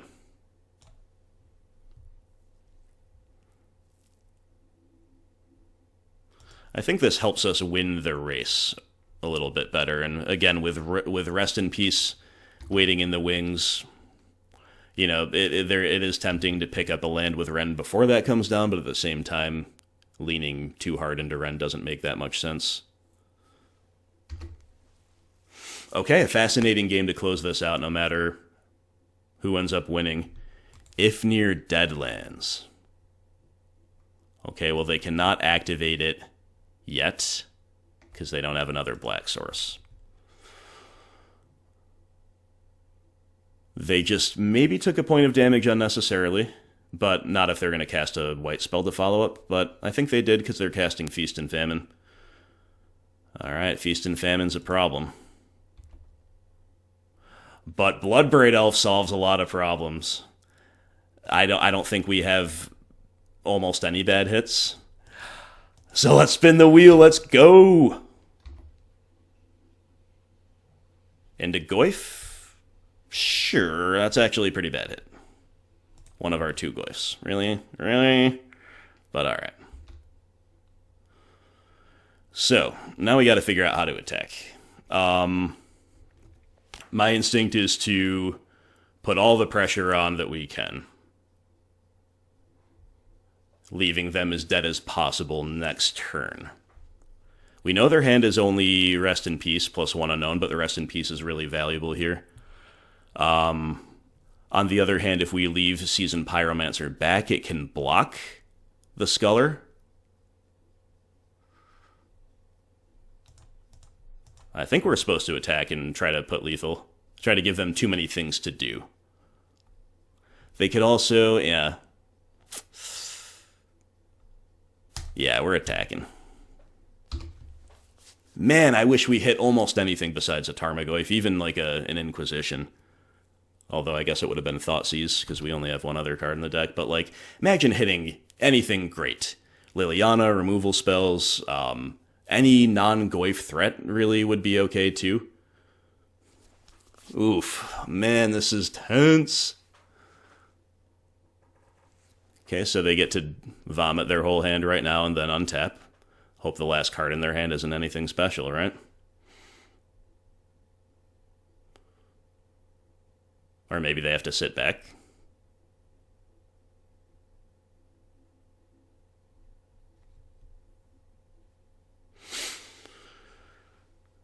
If they're sitting back, that definitely becomes very interesting.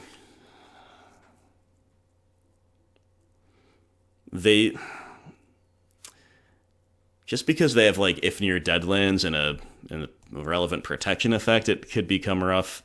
But we just draw Assassin's Trophy. Let's go! Nice draw. Nice draw. Okay. So I think we should crack Peatland first, just for the sake of completion. Let ourselves, like, trophy and bolt with our remaining mana. Should we be so lucky? Or just Kolaghan's Command, even better? Even better? Can it get better? Why, yes, it can. So I actually... I actually still wonder if we're supposed to trophy, because if we... I don't think we can target the Sculler while it's protection from black. We can discard the opponent out. I guess they don't have white open for path, so sure, we'll discard them out. They also seem like there is some tension between playing what was in their hand in the second main after attacking and sitting back.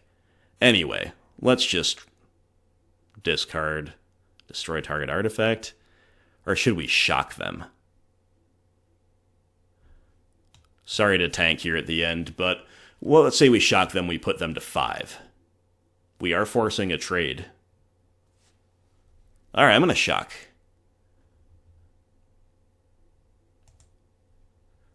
Shatter you, shock you.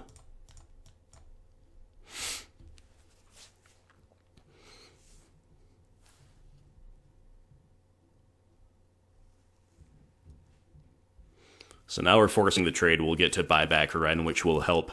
Like, one reason not to all-in attack, for example, the Plague Engineer, is they could play Lingering Souls to stay alive, but Wrenn will help fight through that. Wrenn will help ping to win.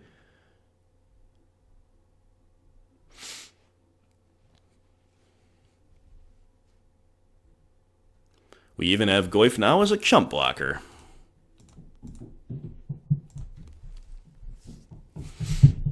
And if their last card was like Batterskull or something, then...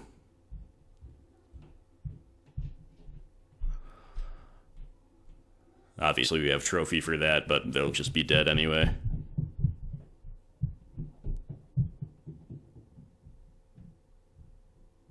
And there we go. There we go. Very nice, my friends. Very nice indeed. A strong 4-1 with Jund. Deck felt great. We had a couple of moments of low variance and many moments of very, very decent variance. And the deck does the rest. If you know how to use it, which, you know, I hope I do. I hope I do at this point. Jund is always a little more complicated to play for me than Rock. I'm a little more error-prone with it. I felt like my play was pretty clean today, though. But as always, the comments will let me know. Alright, my friends, so yeah, a successful Jund League. Modern is so fun right now. Even the red decks that really check Jund in a lot of ways, they're so much more fun to play against than how Modern was before, for me. And I know there's a couple that will disagree, but overall, I know that most people share this sentiment within and without the channel. The numbers are clear, the overall feedback is clear. Modern is fun. Right now, it's definitely pretty fun. Jund is definitely pretty solid. And, again, the wrong half of the deck, plus the naturally, you know, kind of tough matchup, kind of uphill matchup. Not unwinnable by any means, but, you know, the fact that those red decks do check Jund pretty hard, do punish us for our greedy land base pretty hard, that is certainly the only thing that stopped us from kind of steamrolling everything in our path here. We got wrecked by mono-red Prowess, which has a really good combination of grinding power, resilience, and of course, hyper aggro.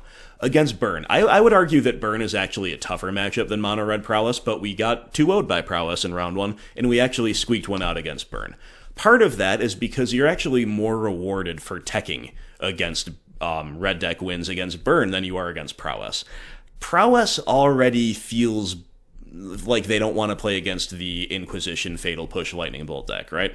Obviously, they can still get there with the help of Bedlam Reveler going over the top, or a fail rate out of the BGX deck, or just like some really nice fast starts that the BGX can't keep up with. But overall, like, you don't increase your percentage points as much against Prowess with Brutality, Klothys, Huntmaster as you do against Burn. That is for sure. So your natural matchup a little bit better, your post-side improvement, even if you dedicate a ton of tech to it, less significant, right? I think we saw that play out here. We actually had a couple Collective Brutalities in post-side appearances against both red decks. They didn't help us win against Prowess, they didn't get us over the line, but they definitely were lights out against Burn. We had some other good things going on for us against Burn as well, and the Prowess progressions were pretty nutty. But, you know, those are my thoughts on red deck wins. If you if you have a ton of prowess in the meta, it's almost maybe better to make main deck accommodations to it while, like, trying to still be as Jundy as possible while accounting for it. And then a few sideboard cards to help, right? But if Burn is the top dog to beat, there's almost no way to have too many sideboard cards to bring in. So I hope you understand the distinction. I hope this league was relevant to illustrating that. We also had a really comfortable win round 2 against the Hollow One Revival. Obviously, without looting, it's not what it used to be. Opponents' hands were a little bit not perfect, and we had some really, really solid, reliable, high floor Jund curve outs, right? Some good Jund progressions, decent clock, decent disruption. That's all you need. I think we had a risky keep payoff in that matchup, if I remember correctly as well. Round 3 was against Tron, and Tron, oh boy, I felt like I was just on a tightrope for the entirety of Game 1. Less so with Game 2, because we happened to pillage on curve. Even on the draw, that was definitely lights out, given their, I think, mulligan and their progression in general. And Game 1 was the real tightrope walk, but we do see that, you know, if you cross your fingers on a few top decks, the normal Jund disruption, even without trophy, even without sideboard cards, it can be enough. It can be enough. You need a clock, you need depletion, you need things to line up, but it's not unwinnable. Tron has basically never felt better for BGX, right? Whether you're on Rock with Field of Ruin, whether you're on Jund with the options of Pillage and Wildfire and Fulminator Mage and all this other stuff, you just gotta kind of, like, pick what's best for the overall meta while also respecting Tron. We did that here. It was rewarded, right? We saw Veil of Summer in the opponent's hand. Obviously, we were lucky enough to be able to discard it out, but that was the reason, basically, that we switched to Pillage off of Fulminator Mage, feeling vindicated for that. Also, feeling vindicated for Pillage because we played against Stoneblade, Orzhov Stoneblade, Dead Guy Ale in round 5, and Pillage, I don't think came up, but Kolaghan's command sure came up, and Pillage would have been very nice as well. So, yeah, that was a weird one where we kind of steamrolled them in places, and they steamrolled us in places, but overall we have more X for ones, and specifically red is a nightmare for Stoneblade to fight through in the context of BGX. The K commands were insane this league. Probably my MVPs were Bloodbraid Elf and Kolaghan's command. With all due respect to our opposition, I don't think the Dead Guy opponent took full advantage of Lingering Souls, or indeed of one or two other points of sequencing, but, you know, these things will happen, and other than that, yeah, just generally feeling very rewarded for playing red today. Spyro was very good, Wrenn and Six was very good, Lightning Bolt was very good. The only time I didn't feel rewarded for red, though, were the red decks that gave us our only loss and our also probably biggest scare of the wins, where Rock would have been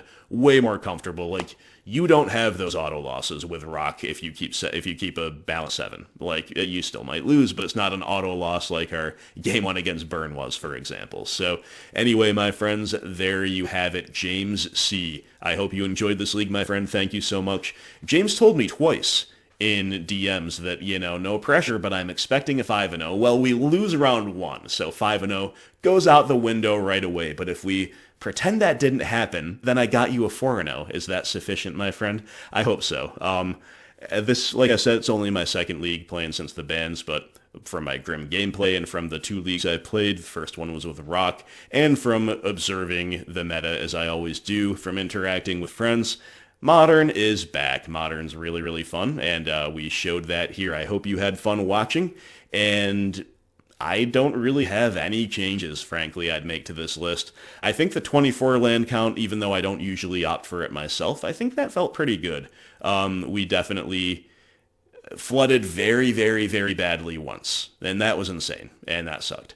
But otherwise, you know, making our land drops was really relevant to hitting Bloodbraid Elf so often as we did, curving out in general, and Raging Ravine and Nurturing Peatland were very live cards here as well, rewarding us for, again, continuing to make those land drops. So I would be very comfortable running this back. If you have any suggestions, of course, for James on his list, leave them in the comments below. Any other thoughts as well. But thanks again for watching. Thank you all Patreon supporters, and I will see you next time. Please check out all of our bountiful content. We have sweet no ban list modern action, and it's good times all around on the channel. We have covered old borders, and we will do many more leagues in the latter half of this month. I have 3 more in the queue, so stay tuned for all of that, and for spoilers with Strixhaven, I think it's called, as it comes out. See you guys around. Have a great day.